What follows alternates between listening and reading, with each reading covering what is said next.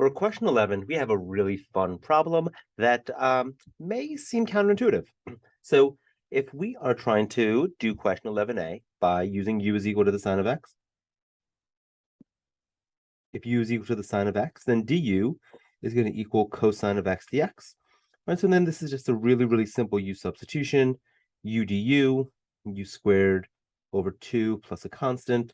So we get sine squared of x over 2 plus a constant, right? Nothing too terrible there. But what if I were to use u equals the cosine of x instead? Then du is equal to negative sine of x dx. And then if we did a u substitution, we'd have an antiderivative of u. Again, du, same thing. We'd get a u squared over 2 plus a constant. So, oh, sorry, there's a negative. I would put this negative out.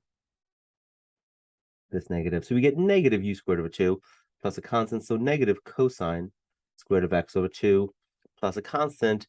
And oh no, it looks like these things are not equal to each other, right? If we just did this, if we just said, hey, is sine squared of x over 2 plus a constant equal to negative cosine squared of x over 2 plus a constant?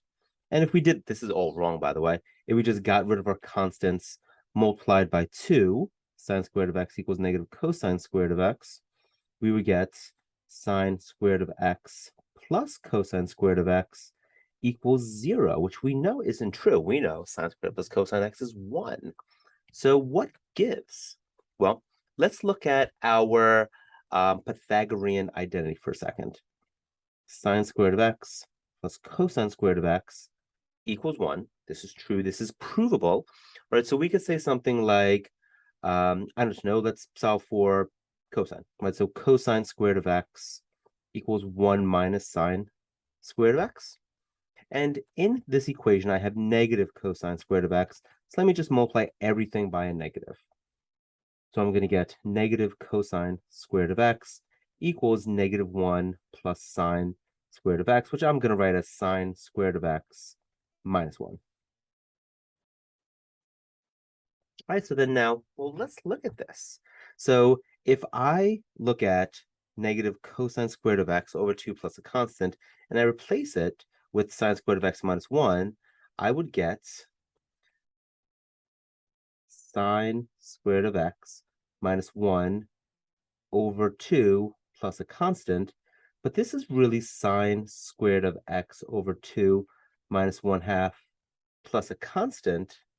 So I could, right, because who knows what this constant is, negative 1/2 plus a constant is still just a constant. So sine squared of x over 2 plus a constant, and that is exactly what we found up here. So it may seem counterintuitive that these things are equal to each other, especially if you look at it this way. However, this is why like that constant actually matters, right? So for this question, do they differ by a constant? Yeah, they differ by negative 1/2. Right? So that right there. But again, it gets absorbed into like the c being the constant. So I don't know. This is why we just really have to be careful using constants and just forgetting them or adding them, things of that sort.